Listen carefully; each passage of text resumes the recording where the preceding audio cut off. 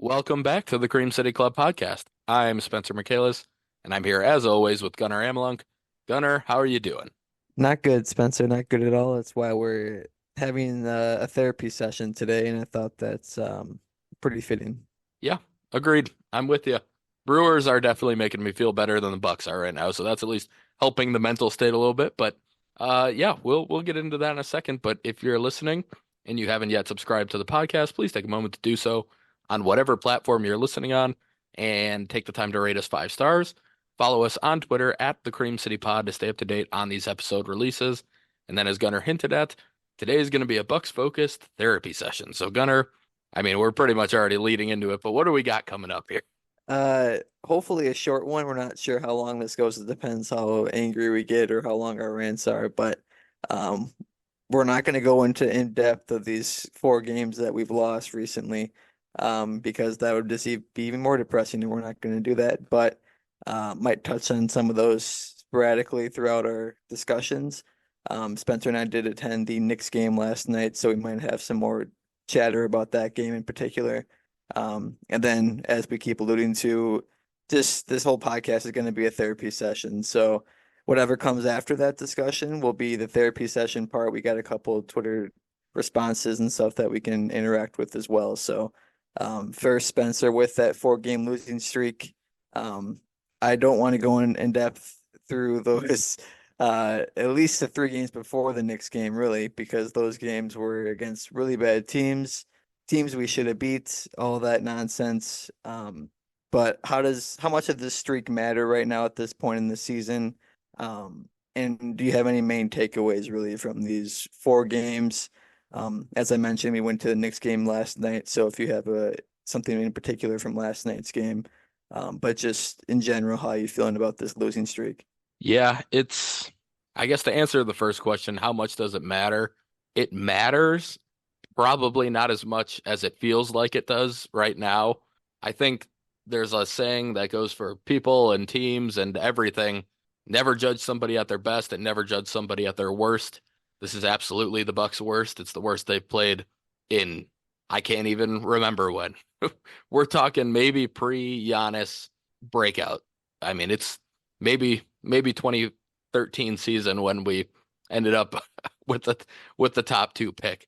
It's it's as bad a stretch as I can remember during the Giannis or Bud or any era since then, but I also don't think you can just judge everything based on how this really 7 game stretch has gone where they've lost Hmm. 6 of 7.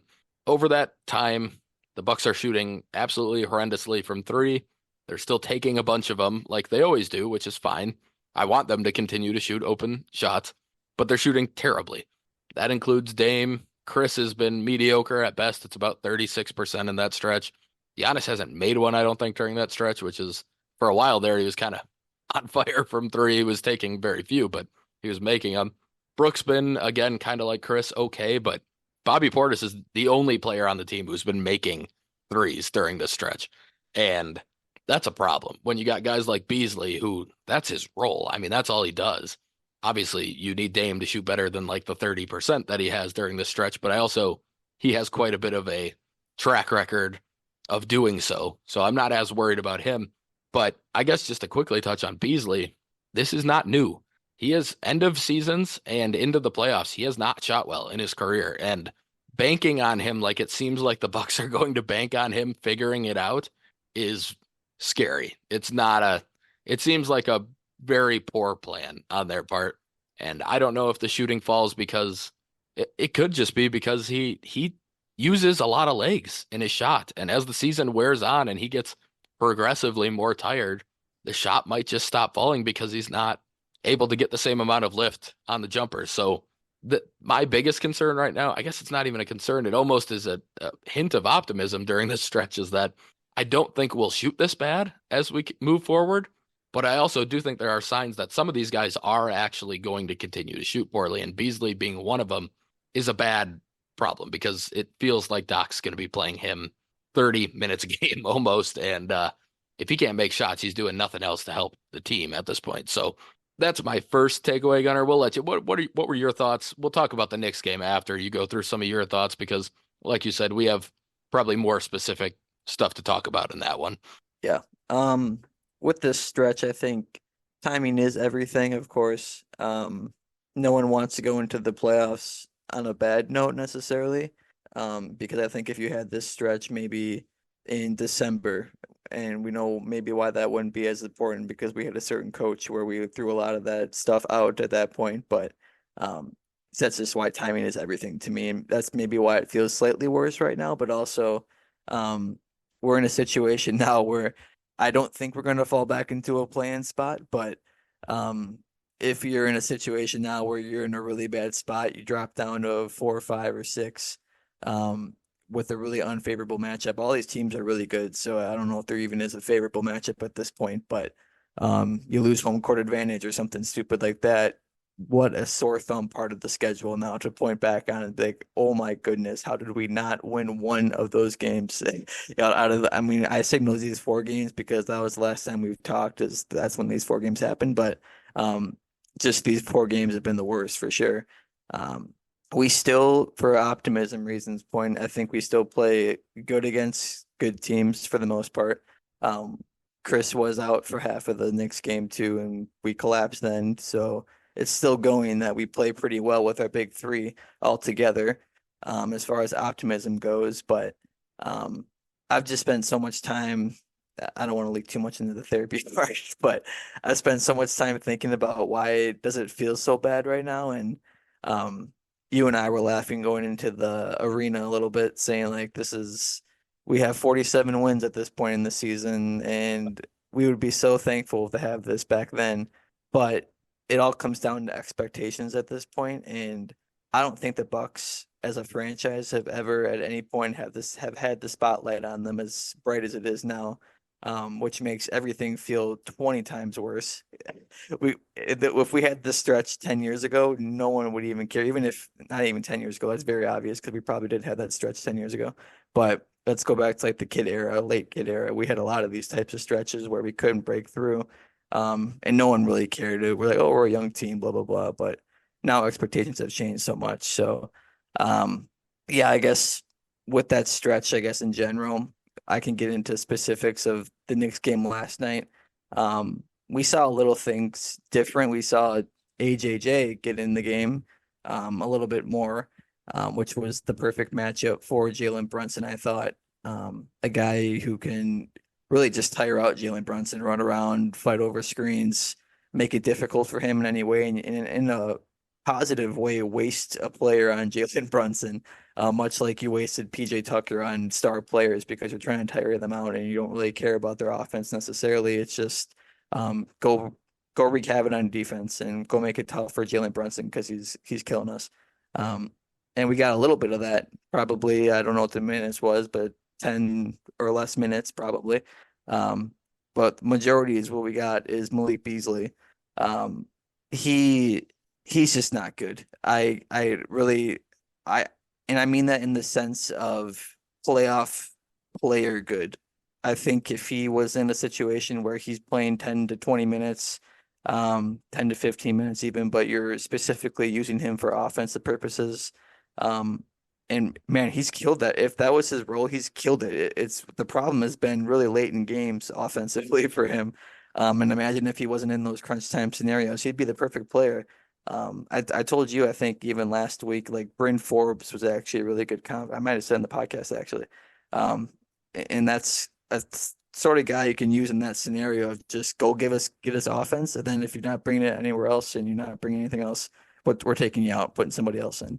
Um, but I think his hole now really scares me. I've been talking about Bobby's hole a lot. It's in the rotation. I mean, we got 2 guys right now who I just don't think can play in the playoffs. And that's probably the most concerning part for me right now is trying to figure out who we can plug and play in place of just those 2 big holes in our rotation is in watching these 4 games. I guess that's the biggest concern I've had because I can and we're going to go into the therapy part. As I said, I can go into my rabbit hole of we're not even going to win 15 games. What if we slide back into the seeding? Blah, blah, blah. It doesn't matter. I guess at that point you could argue that none of that might not matter, but the roster matters to me a lot, and those 2 guys are going to play.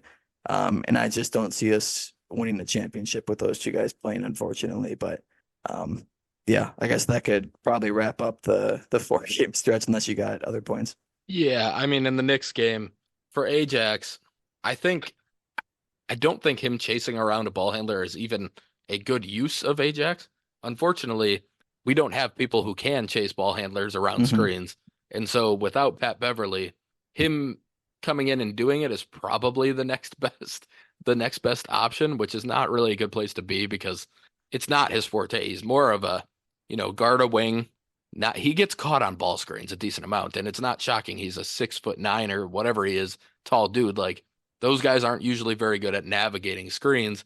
I do think I found it very interesting because he was so far extended out on Brunson. I thought it was weird that they kept having him go over screens instead of under screens because the screens were happening at half court and Brunson's a good shooter, but he's not like a Dame or a Steph who shoots from the logo when he comes off a screen. Like he wants to shoot from a step behind the 3-point line, and that's about it.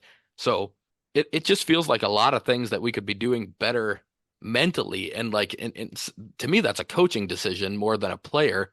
And I just feel like that game we saw a lot of that stuff where the lineup usages were weird and Bobby and Brooks spent a bunch of time together and I just don't get why. Like Bobby was making shots. I don't mind Bobby being in a game and being a catch and shoot shooter. I told you that yesterday.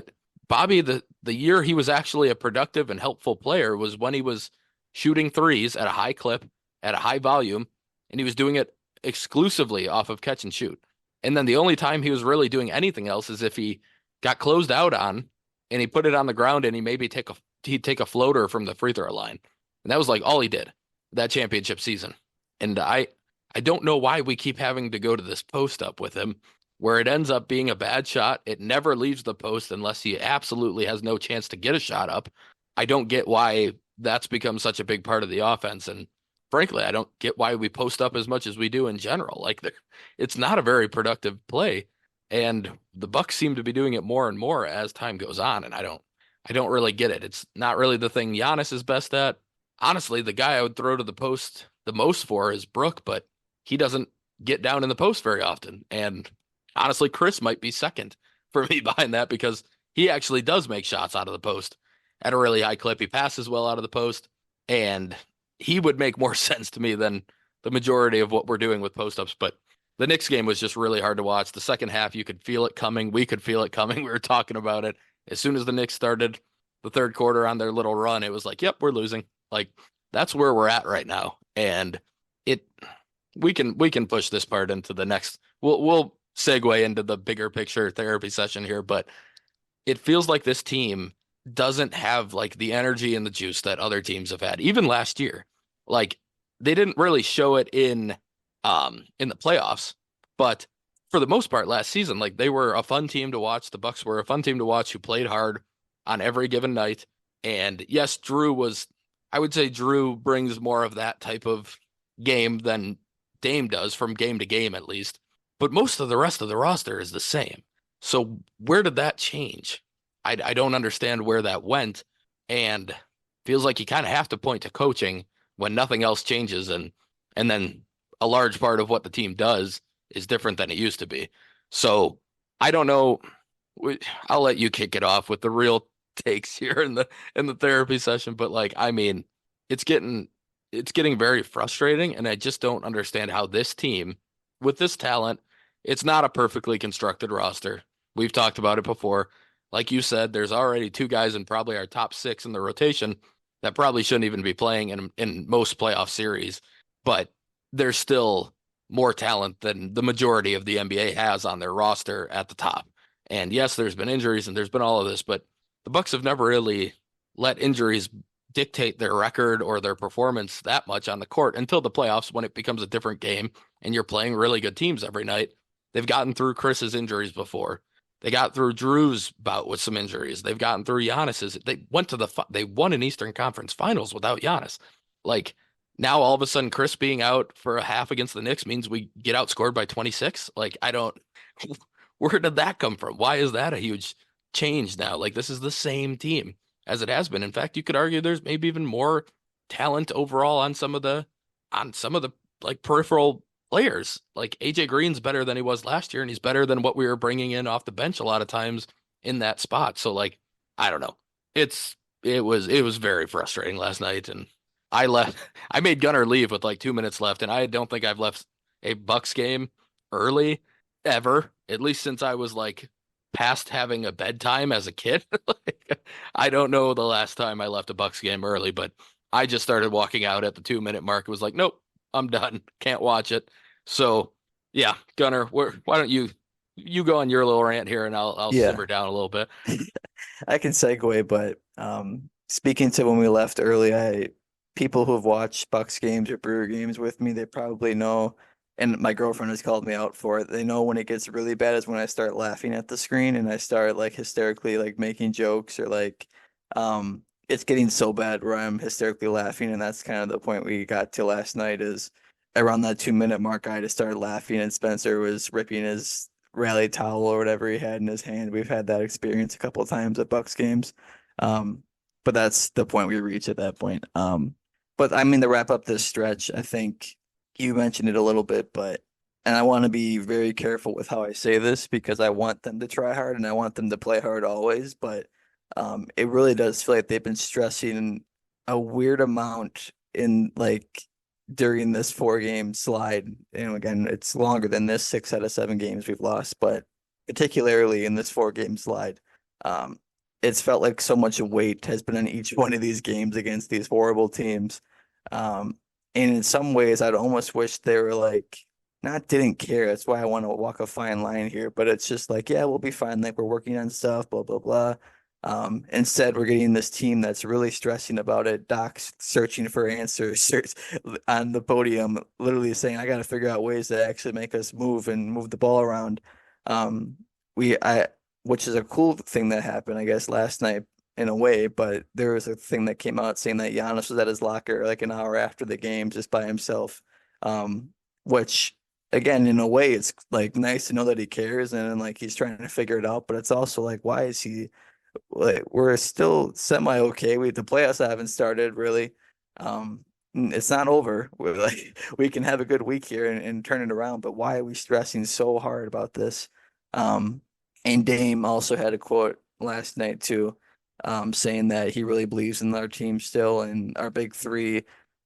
They can do anything really, and once we get into the playoffs, those guys are proving that they're going to be able to get it done. Is in his mind which is a quote that I would expect, but that's why I'm just a little shocked at so much, why so much we care about this losing streak. Um, but I do think we need to have a good stretch here at the end. I don't know. At this point, it probably does mean wins because I need to see us be able to beat an NBA team right now.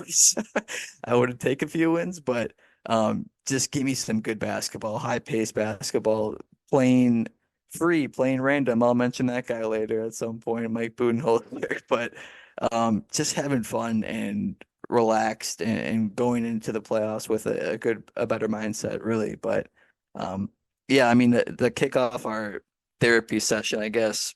I was trying to think of a good way to start it because we can pretty much go anywhere here, but I think we have to raise a question first, going back to the start of the season, which we've done it in and out different ways throughout the whole year on the podcast. But I think a question that I haven't raised really yet at all, because we've liked this guy's moves that he's made over his whole tenure with the Bucks as GM.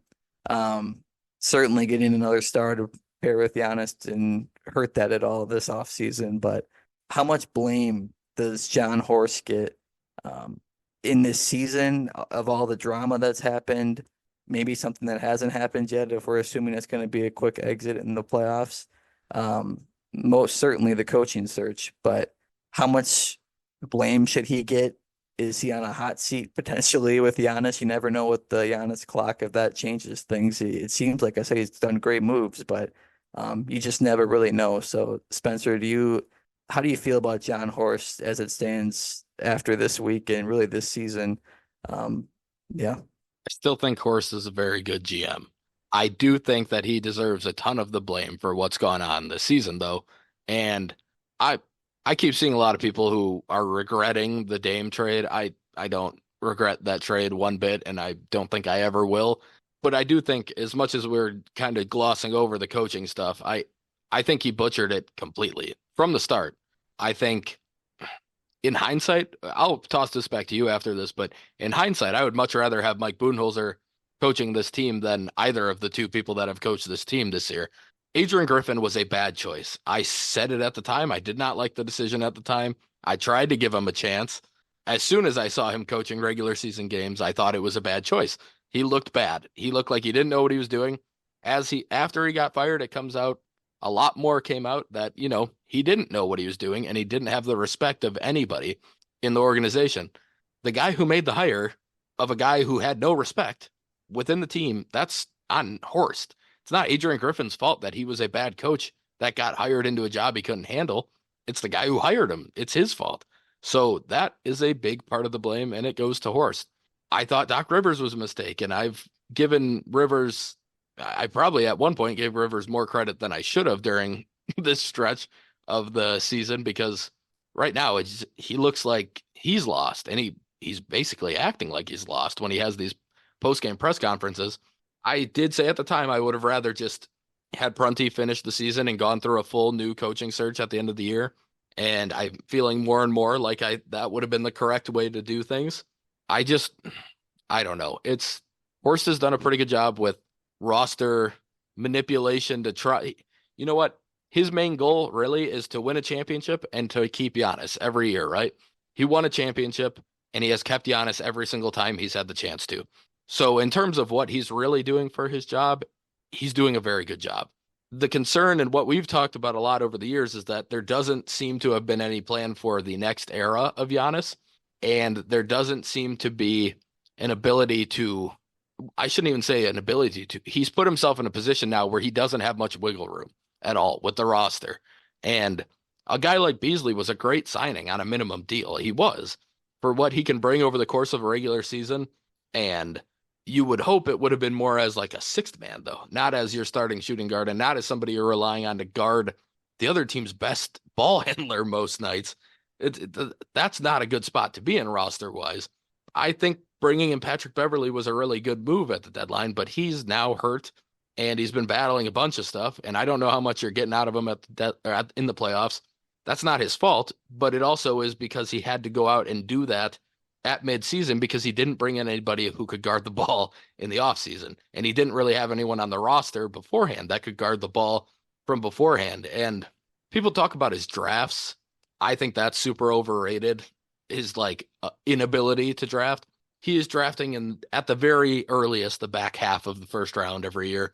There's not a high success rate around the league at those picks. Once in a while, you get a good player around there. Dante was a good pick, and especially now, it looks like he was a really good pick at where they took him. It's just, it didn't work out here. It took him a few different stops before it finally really hit for him. And otherwise, he's been picking MarJon in the mid-20s, Ajax in the early second. He's been picking in the second almost every other year. And I don't even count DJ Wilson because, that was his fifth day on the job when he had the draft in that year. I think, could he be better? Yes. And could he have, in an ideal world, would he have prepared the Bucks for both this season and for maybe the next era of Giannis? 100%. Yeah. I think that's a lot easier to say. And to make sure you're keeping Giannis happy and competing every year, I think it's a lot easier to say, hey, why didn't we also just hit on every draft pick? And why didn't we bring in a few young guys who had potential and then develop them really well? Every team would love to do that. Every team would also like to have Giannis. So it's a very tough balance to find. I think he's doing a good job. But in terms of this season, yeah, I do think a good chunk of it comes at his plate because of the coaching. And that's really it. I don't think there's more to it. I think it's the coaching and then not having built up maybe enough depth over the years. And AJ Green is a good example of what you're hoping he could have done multiple times. Like a guy that you brought in, the Heat do it every single year. It seems like a two-way or a second round pick, and he develops and you give him a 3-year non-guaranteed deal like the Bucks did this offseason. And that looks like it's going to be huge for the next 2 years because you have him locked up. We haven't really done that with anybody else. And that's kind of put us in a weird spot now. So I'm going in circles now, but really, I mean, for me, in terms of this season, yes, a lot of blame, but I see a lot of people thinking he needs to be fired, is why I'm saying all this other stuff, and I am not even close to being there. But Doc doesn't work out at all, and we don't fire him, and he could go down as a sinking ship with Doc for sure. That wouldn't shock me over the next couple of years. Mhm. Um, but yeah, Gunnar, what are your thoughts on Horst? Yeah, I think he does deserve a lot of blame for this season for sure. And you mentioned the coaching decision last offseason. It felt like at the time, I have to put my 2020 vision goggles on, or even I guess remove them at that point because you got to remember what it was like at the end of last season. Um, it felt very stale with our team. Maybe that was roster, maybe that was coach, but something probably had to change. And a lot of that discussion last offseason was, well, there's not a lot of room you can do roster wise. So what's the one move you probably can make is getting rid of the coach. Now, Budenholzer also had a lot of personal issues going on, which we learned about too. Maybe that was more of a mutual decision where I just need a break from basketball as well. And this is working out in sort of in both ways for both parties. Like, look, clearly need to change. We just went out in the most embarrassing way possible. Um, and I'm having a rough time right now personally. So maybe it's best we part ways. So at the time, that makes sense. What you said though, with that roster, I think that makes sense. Knowing that we got Damian Lillard, I 1,000,000% this would work out perfectly with Mike Budenholzer. The one biggest problem he has always had in the playoffs with the Bucks, even in our championship season at times, was that our half court offense was horrendous. Like you think it's stagnant now, it was pretty bad in the playoffs at times. And at the very least, just like this, which we compared Doc to about a lot. But yeah, I think with Dame, that would have solved a lot of those problems. Um, and the biggest thing that I saw someone, I wish I could bring it up, or who I remember seeing this a couple days ago on Twitter, who said this, but it was a good point of when you did fire Mike Budenholzer, you reset the culture that we've built for I think 5 years at that point. And that was a drawing point for Dame to be excited to come here is how good we've already got it set. We've heard a lot of people say that actually since coming here in the last year of Doc Rivers said that, oh, this culture is set. Like I just have to walk in and do my job and that's it. It's all good to go. Adrian Griffin probably had the same thought. Oh, I'm a first year head coach, but everything's set for me, and then I can just walk into this and it's going to be easy peasy. Um, you didn't give enough credit to Mike Budenholzer for probably what he built with his staff, whatever else he was doing to make it flow seamlessly as far as a group. We had great chemistry all the time. Um, you eliminated that when you fired him. I think, of course, I mentioned every part of Agent Griffin. I agree with everything he said. Horrible decision. I cannot believe that happened. I still cannot believe that happened. We have Nick Nurse. That was the most cookie cutter scenario to happen is we're like, oh, Nick Nurse can come to the Bucks, and he literally wanted to come to the Bucks, and we could have had him. Now, Giannis didn't want him. Fine, that's totally fine. Um, Me and you talked about a certain other guy, Kenny Atkinson, which also makes beautiful sense. A guy when you talk about culture reset, um, he's had to reset himself a little bit, go into another great culture with the Warriors, um, sort of perfect his coaching, and then he could have walked right into here. A beautiful basketball mind, or would have seemed like it worked out perfectly for the Bucks, but we go after the guy who is the backup to Nick Nurse and expecting him to be ready to go for a championship season, which doesn't make a ton of sense to me. Um, and then fast forwarding, we get Doc Rivers. Um, I think he would have been fine. He would have been better off if he had the whole season. Let's say we rewind back and we somehow hired Doc Rivers instead of Adrian Griffin at that time. One that would make no sense because you're basically getting a works version of Mike Budenholzer, the coach for the Bucks. But I think he would be better off this season. It is extremely, extremely hard. I can't even imagine what it's like jumping into a season and you're trying to install your own sets. You're trying to fix everything the other coach did bad. Make up 100 excuses. I'm sure he's going to do, and he has. But it is tough. I get it.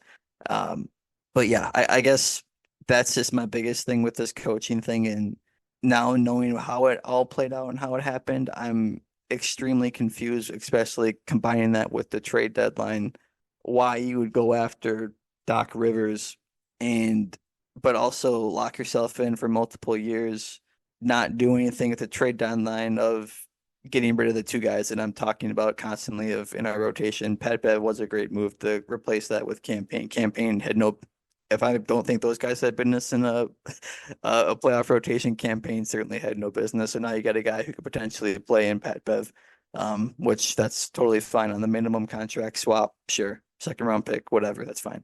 Um, but to keep Bobby Portis and um, Pat Connaughton, you name it. Malik Beasley is going to stay here regardless. I guess he could have been involved in the trade, but whatever. Uh, to me, it's like you're signaling that we're going to go for it this season and multiple seasons, but you're also saying like, well, maybe like we got a chance this year, but next year we can turn it over again. That's an awesome mindset. How about we just don't sign Doc Rivers and we have that same exact mindset, keep Joe Prunty, and then say we'll turn it over next year and actually redo our coaching search that we completely botched the season before because we were listening to every other scenario with who Giannis favors and all this. We got to do what's best for our team. And having Doc Rivers now locked in for 4 years, um, just a nightmare scenario, honestly, at this point. You can, I think, like I said, you can maybe make it work in the future with him having a whole offseason, maybe a slightly better roster. I'm sure we'll get into that. Um, at least doomsday, what happens to the roster if something bad happens, but in the playoffs. But I just cannot believe the circumstances that Horst has sort of walked himself into, honestly, by his own doing, trying to navigate Giannis. I think he's this season out of any other season, the only other mistake I could really point to John Horst having, and you mentioned it, was the Dante DiVincenzo trade. I cannot believe he still made that trade. I don't even think Dante was good at all that season. He was not good. He was shooting like 30%, coming off an injury contract year. I get all of that. You could have kept him for the asset, as I've said probably 100 million times. I know to you at least, but um, I cannot believe he made that trade still. I can't. But that was also the same mindset of we have to win every single season. So we thought Brooke Lopez was going to be hurt, so we got a center to as an insurance policy. I can live with that, but um, just if that's the one mark out of multiple seasons with him, um, he's just had a really rough stretch here this season. So he does get a lot of the blame this year. He should keep his job, and see it through hopefully by in this next off season of with the roster changes that could happen depending on what happens in the playoffs. But yeah, I think he deserves a good amount of blame. Yeah, so I guess to move to some of our Twitter responses and or questions, I guess that we got. Jay Castle 87 kind of fits with the Horst discussion we were just having. He asked, why did we trade a 33-year-old point guard for another 33-year-old point guard? Giannis's greatness puts us in a tough spot. He's so good that we let him be the GM, thereby driving the team to the ground.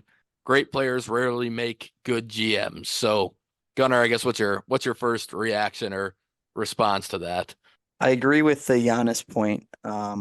He's very much proven that he's not a very good GM. And as you've said, a lot of players aren't very good GMs. There's a reason why there's supposed to be a little bit of a separation there. Um, but tying into the point guard conversation, I think John Horst did his job the way he did it because if Giannis was playing GM, it's going to be very difficult for him to navigate those relationships that he has because he doesn't want to trade Drew Holiday, the person. But he does want to acquire Damian Lillard. Now, I will say, I've Spencer alluded to it earlier in the podcast with a lot of the comments he's been seeing of why did we trade Damian Lillard for Drew? Um, because one of them is a top 10 player in the NBA, floating in water. Like he's just normally that good. Now he has had rough stretches to this season. I totally get that. Um, it really truly has been hot and cold for Damian Lillard this year. If you think about it, it's really been really good stretches or really bad stretches as far as shooting goes. I think he always brings it his game constantly. Like it's always Damian Lillard. It's just sometimes shots are falling, sometimes they're not. We're not used to that type of player on this team.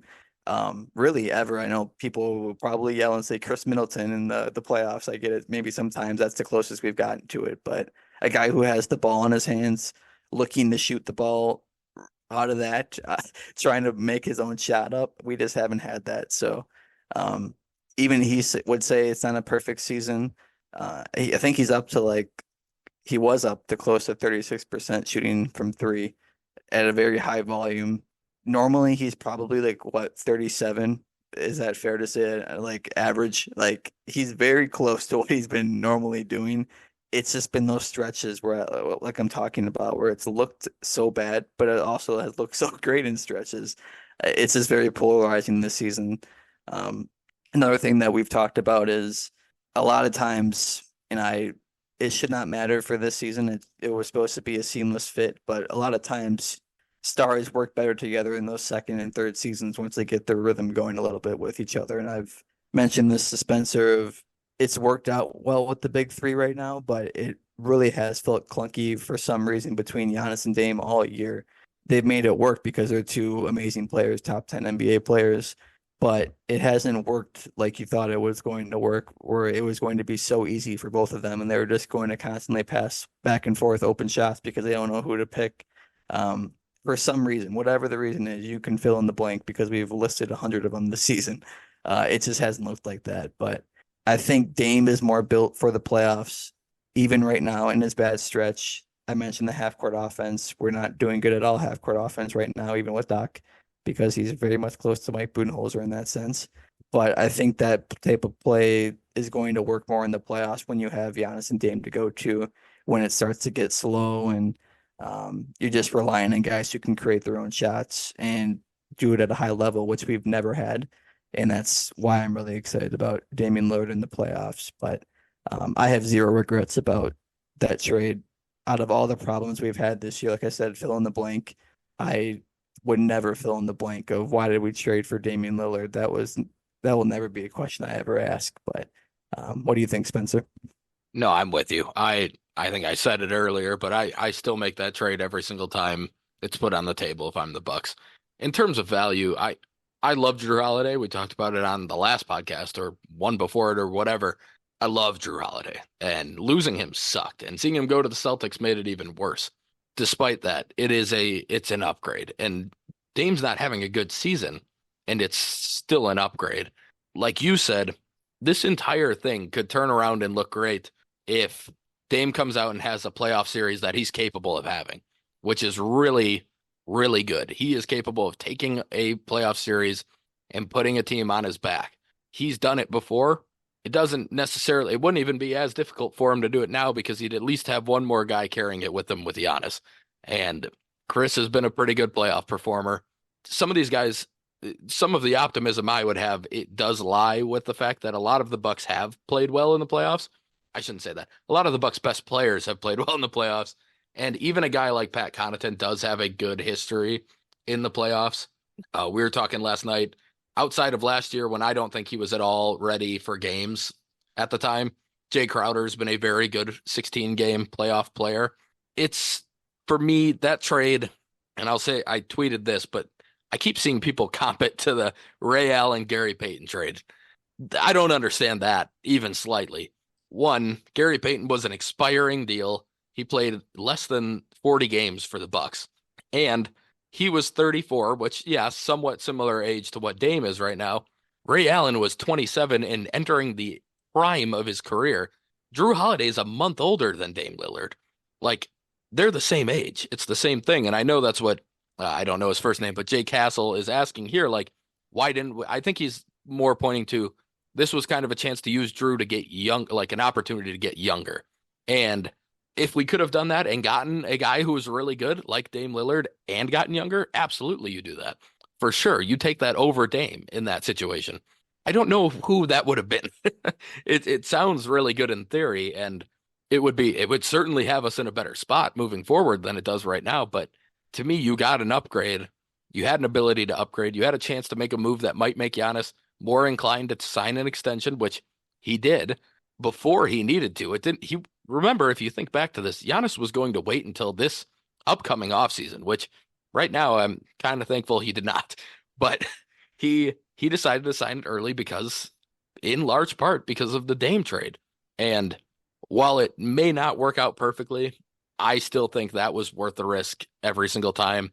And like Gunnar said, it does happen a lot where the stars learn each other the second year. Like they really start to mold together the second year and figure each other out.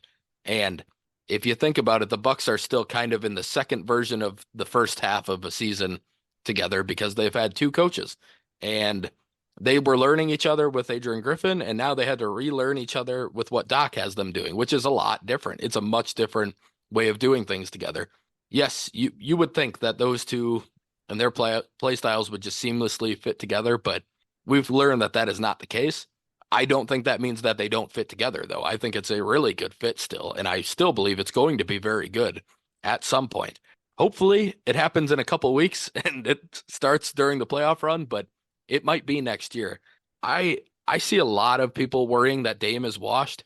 I don't see it. Like you said, Gunner, he's at 35.5% from three right now. 2 years ago, he shot 32.4%. Multiple times in his career, he's been in the 34, 36 range, like a lot during his career. This is not that abnormal of a shooting season.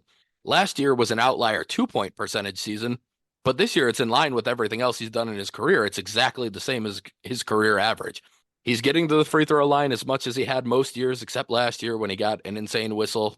We know that rules changed or the way the reffing changed midseason this year. He's also kind of getting some of his free throw attempts probably stolen by a guy like Giannis because they don't want the one team shooting too many free throws unless it's the Lakers. But in terms of like assists, turnovers, his turnovers are down. I mean, his usage is down too, but his assists are pretty much in line with what he's always done. It's above his career average. No, he has not been some world-beating absolute monster that we were hoping he would come in and be with Giannis, and that their two-man game would just destroy every team in its path. Dame Lillard's still been a really good player this year. He's underperforming what he's capable of. But you can't just use only what your highest hopes were as the bar. Like, he's still been a good player. And we still know he has another level he can reach, and especially in the playoffs, he's capable and has done it before. That gives me a lot of, I guess, in terms of optimism, that's another thing that just gives me hope is that we know he can do it. And to me, I don't see visually, like some people are worried he's washed just by looking at him. I don't see that. I thought midseason he was out of shape. Right now, he looks like he's in good shape. I see him working very hard on defense. I think he's moving around really well right now. I'm not worried about him being out, like washed physically either. I just think he's taking a lot of time to adjust. And we still, as we've talked about many times, there was a lot of personal stuff going on. There's been a lot of stuff going on for Dame all season. His press conferences the last couple of games have probably been the most, in terms of giving me hope. He's given me the most because he feels like you can tell from what he's saying that he genuinely feels like they're going to be okay. And it's weird because like you talked about earlier, Gunnar, it's kind of a weird feeling from a lot of our guys who just kind of are out there going like, yeah, I don't know, including our coach. Like, I don't know.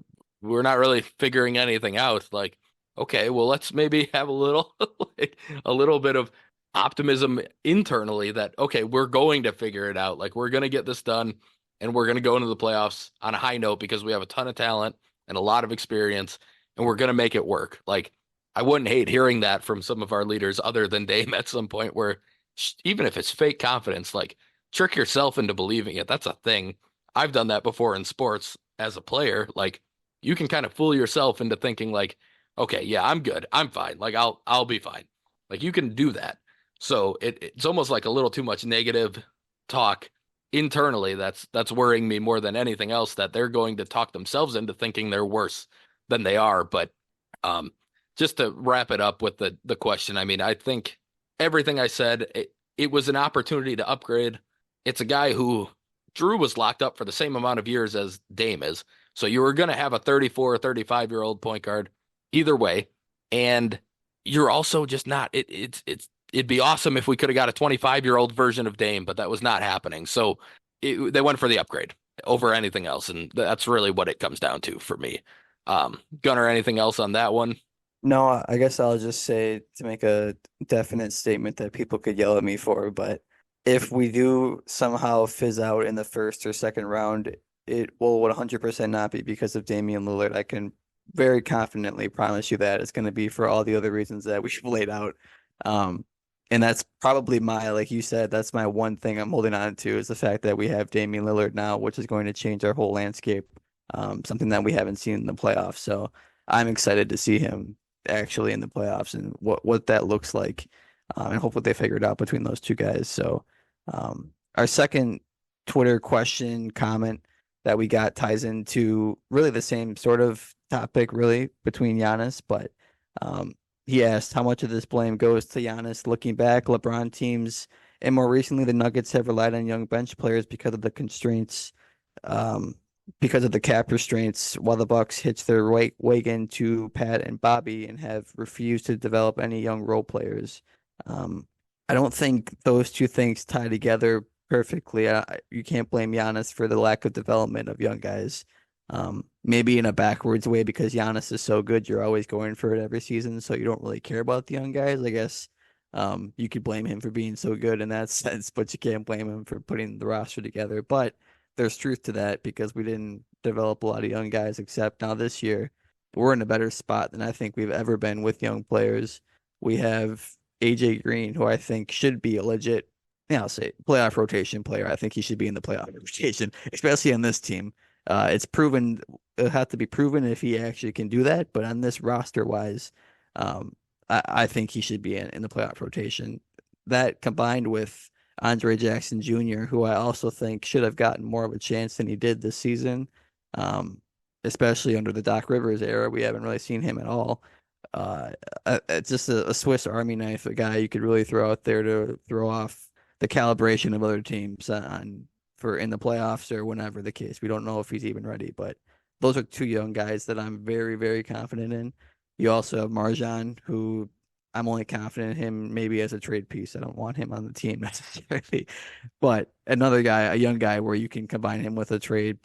There's enough to like for hopefully another team to be like, okay, this is a project that we could take on and maybe get excited about, which we haven't even had one of those guys really in the past. So I think we're in a lot better spot as far as young guys go than maybe it has seemed in the past.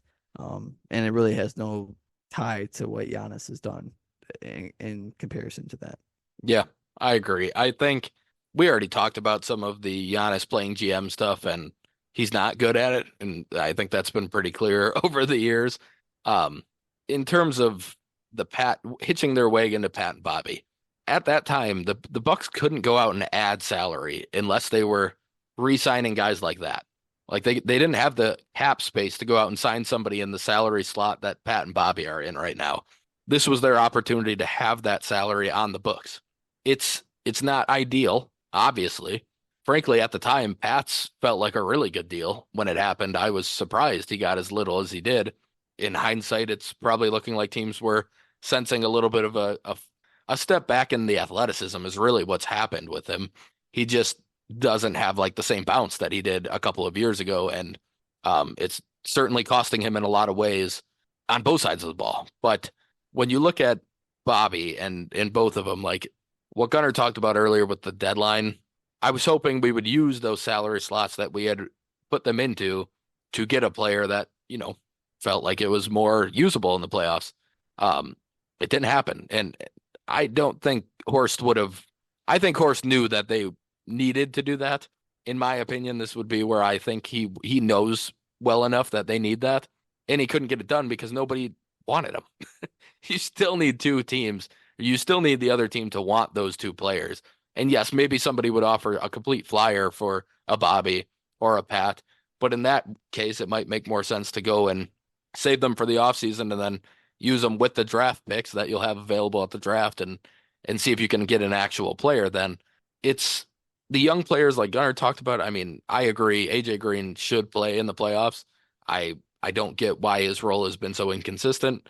I don't think it's helping his development, and I think every time he's gotten any extended run, it's gone pretty well for the Bucks and for him.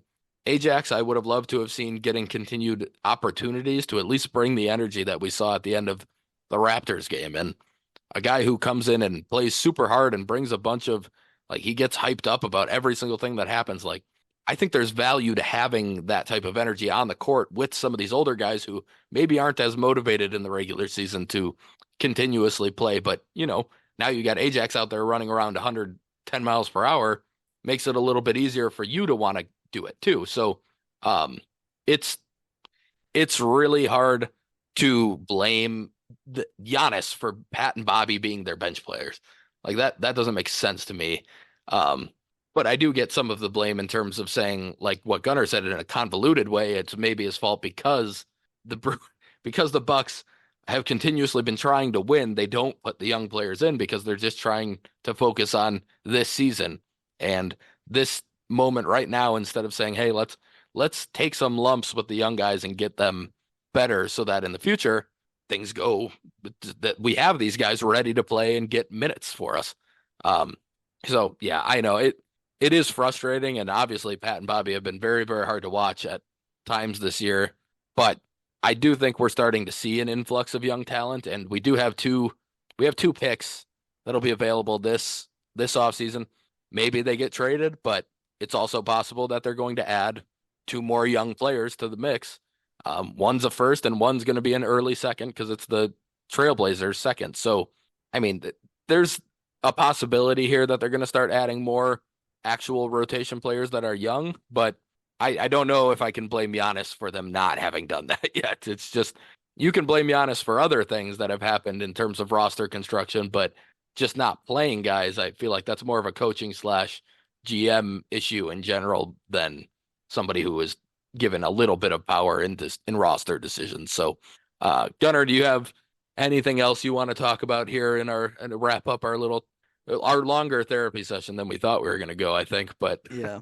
I'm trying to think of a quick way to end it, but I think I want to end on a positive note, so I'm going to start negative. I think there's two outcomes of this season left, I should say. And I'll start with the bad one that could happen. You lose. I don't even know what my expectations are anymore. I would say I have to think about what it was like the beginning of this season. I think it would probably be pretty bad if you lost in like the first two rounds. I say that because now I'm going to be thankful if we win three games in the playoffs, which sounds horrible, but I really don't feel like it's going to happen. But I'm going to be happy if it does. But let's say in a bad case scenario, I think that being that we lost in the first two rounds, I think you do need to wipe your hands clean of this. It's not so much it is a little bit of the Bud era remnants left of Brook. I think Brook signals a lot of that era. Brook is not at fault for much of anything at this point of this season, really. I think he's actually gotten a lot dumped on him, which, if his problems have come at all, it's because he's had so much dumped on him where he can't handle it all because we have such bad perimeter defenders and everything else. Um, but my point being is that the roster might not fit him anymore, might not suit him as best as it once did. Um, in that Drew Holiday interview, I hope you guys have listened to it because he talked about a lot of other stuff, but he mentioned how he fit really well in a drop defense with Brook because he was able to filter him to Brook a lot smoother than maybe Malik does because he puts up quite literally zero fight, negative fight actually. So it's a lot harder for Brook. Um, and I think in that scenario, he's probably the first one outside of the other Dumb and Dumber, Bobby and Pat Connaughton guys you could trade. He's going to be the first one I think people point to as like, oh, he's going to have to go if we fizz out again because salary wise, everything else it makes sense. I don't think you should go as far as Chris Middleton, which I know that'll probably be it's going to be in everyone's plate, I'm sure, if it happens. But with all of his injuries and everything, I don't think that needs to happen. We've seen enough this season that those three guys, the top three guys, work well together. You're not going to find a better fit between those three players. As far as skills setting between all of them, they complement each other really good throughout all of those guys. Um, but I do think I would probably want to see a teardown, not to Brooks' fault, although I think you might have to. So I think that's where I'm stuck. It's because it sounds like I'm putting blame on Brook Lopez. I just think maybe the time has passed it's going to run out at some point. We might just need a fresh look on defense of something different. We might need, and you're going to have to find different guys to play that different type of style. It's not this roster, I can tell you that. You're going to have to get new defenders to perimeter defenders or something to shake it up. But I just think it's going to run its course at that point. So there is a lot in the line in that sense. But Spencer, how do you see a doomsday scenario happening with the Bucks if they do fizz out in the first two rounds? Maybe what do you expect to happen? What would you like to happen? How far will you be willing to go? yeah, I think it's probably Brook that of the truly big salary slots that they have, it's got to be Brook to be moved.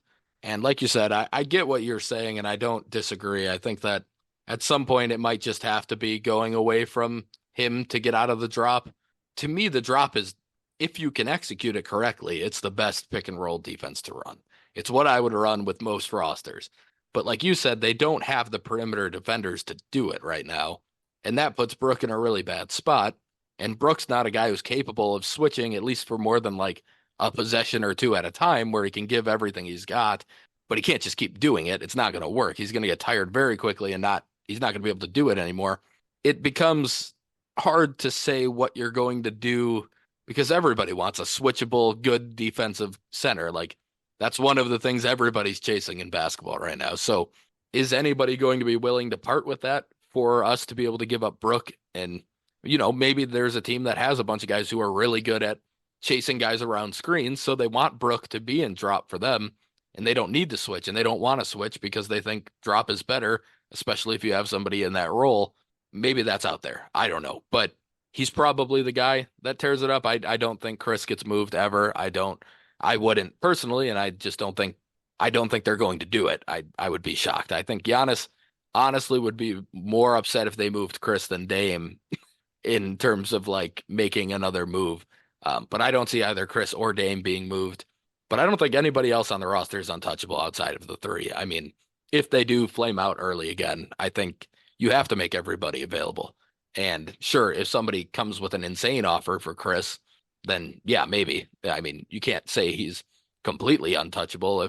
If Luka demands a trade and the Mavs are like, all right, we want Chris and Brook, then yeah, you're gonna do that. Like something like that happens, sure. But otherwise, it's I don't see him being moved. But I do think if they have another early flame out, you probably have to restructure the roster in a pretty major way. It doesn't have to be a teardown. Doesn't have to be we're not competing next year, but it's going to take a lot of moving parts from Horst to be able to make them compete next year. And honestly, I'd kind of compare it to what the Brewers do every year, which is guys kind of fade out or they're going to be free agents and they use it as a way to retool their entire roster, but they do it in a way that allows them to stay competitive even while maybe bringing in younger players or doing things a little bit differently. Currently, the Brewers are not doing well, as I'm seeing out of the corner of my eye, and the defense has let Aaron Ashby down big time today, but they do it very well in general. And I think the Bucks would kind of have to take that approach where it's not a rebuild, it's a retool, and it's going into next year competing, but just with quite a bit different of a roster. So that's where I would lie if they do flame out. If they make another run, I got no problem running it back with the main four.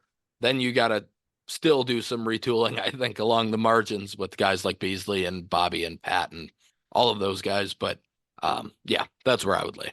Yeah. And then on the other side of the coin would be the positive scenario, which I want to end on for sure, is how do we be optimistic about this year? I've spent a lot of negative hours in my brain the last couple days and last week of watching the Bucks and trying to figure out, can this work? Can we make this happen? Is there any way we can put this together? And I think what I'm leaning on most right now is we've never faced this much adversity going into the playoffs in this Brook era, if you want to call it. I'll just go back to 2019, really, if you want to put it that way. We've had moments where, speaking of Brook, that 2022 season when Brook was hurt, I would say that was probably an equally rough stretch, but that was even earlier in the year. By the end of that season, we were feeling pretty good once he came back and we were rolling into the playoffs. We've never had a situation where right before the playoffs we have all these expectations, but we're going through so much. I think in that sense, we're tested already, and it doesn't mean much, meaning that our season will not end even if we lose these last 4 games in a row. I don't want that to happen. We'll probably be in a really bad spot. But I think that being able to work through this stuff when it really doesn't mean something necessarily is a positive, because you can always get better now in this last week and you can work on things and you've seen things that don't work and there's no consequences really yet.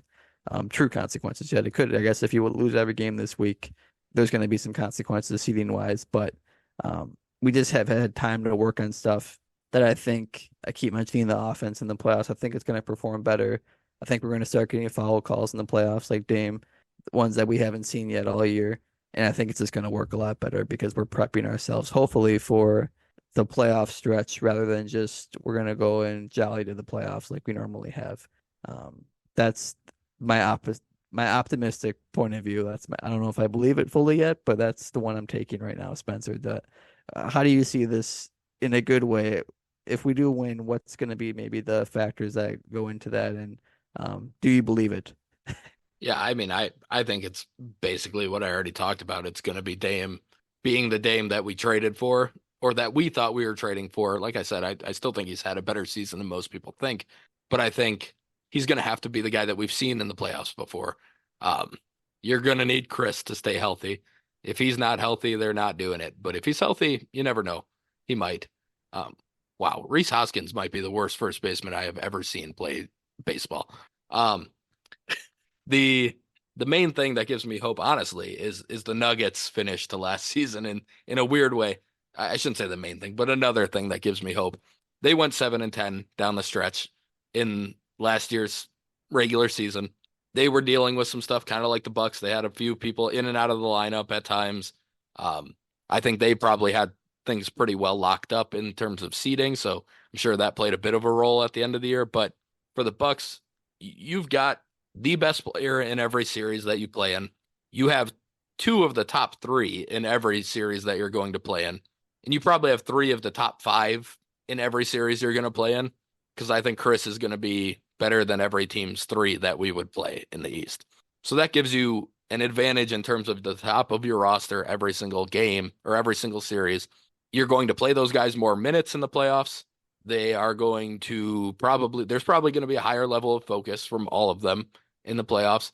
As much as right now, I think they are stressing and worried and kind of pressing.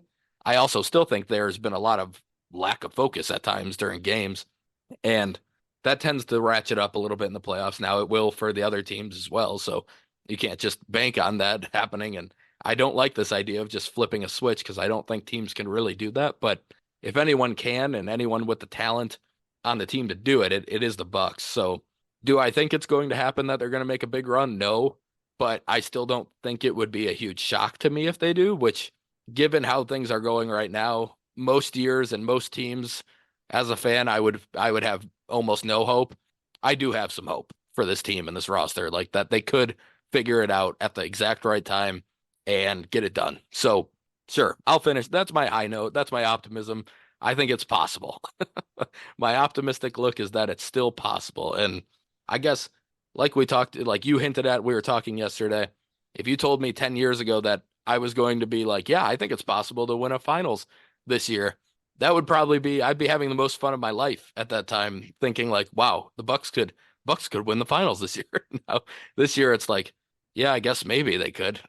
It's the same exact outlook, but it's a very different tone and a very different way of looking at it. So, Hmm. um, I guess sometimes I still have to remind myself to be thankful for what we're all witnessing in terms of our Bucks history, because we'll go into it in a second when we get to our random Bucks, but it hasn't always been sunshine and rainbows in terms of of how a Bucks season is going. So I'll leave that into it. Gunnar, what do you got for your random Buck today?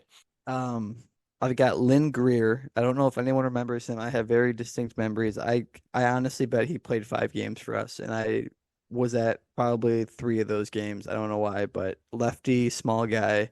Being a small person myself, I'm 5'8", so I've been always been called short, especially in basketball terms. I've always was the shortest guy at point guard, so I gravitated towards him, and he made a couple threes when I was at the games. I thought he was a good shooter. I thought um, he was good. He was not. Yeah, I don't know why I've just always remembered Lynn Greer's name, and like I said, he's probably played 5 games for us and never played in the NBA again. I don't know why. I just was at least 3 of the games that he played at. Um, yeah, I actually have no memories of Lynn Greer when he was a Buck. I know you always talk about him, and I remember him being a Buck, but I don't remember anything about him. Um, my guy I'm actually going with is somebody I definitely don't remember watching because it was well before I was born, but I just want to talk about Elvin Robertson because everything I've ever heard and seen of him makes me think he would have been my favorite player like ever when he was playing. Just fan, not ever, but one of my favorite players. He reminds me of Drew in a lot of ways from what I hear and read about him. And he was very good for the Spurs, multiple 3-time All-Star. He made an All-Star team for the Bucks. He was first team all defense once for the Bucks, second team another time, averaged about 12 to 14 a game for the Bucks, but when he was with the Spurs, he averaged 17 to 19 most years. He won a defensive player of the year as a guard. He had a quadruple double in his career. Like, unbelievably talented dude. I don't think he could shoot super well, but I just always he's one of those guys that, like, a lot of people wish they could go back and watch like superstars. Like, I wish I watched him because I feel like I would have loved Alvin Robertson. And I know my dad was a big fan of his when he was a Buck too, but like every time I see some highlights of his and stuff, like, he seems like somebody I would have loved. So I'm giving him a shout out because I really didn't prepare anybody for for this, and I don't know when else I'll be able to talk about Alvin Robertson. So shout out to him. At Um, some point, we're gonna have to go back into the days where we didn't even watch the Bucks and we yeah, weren't even we're born yet. So you're just we're already prepping us for running that out day. of guys. Yeah. Um, for those of you still listening, please like and subscribe on whatever platform you are on. Remember to follow us on Twitter at the Cream City Pod, and please feel free to leave feedback for us on how we can get better. Thank you guys for listening. Hopefully, we helped you get through this a little bit. I think it helped us more than anything to talk it out a little more. But we will see you all next time. Go Bucks.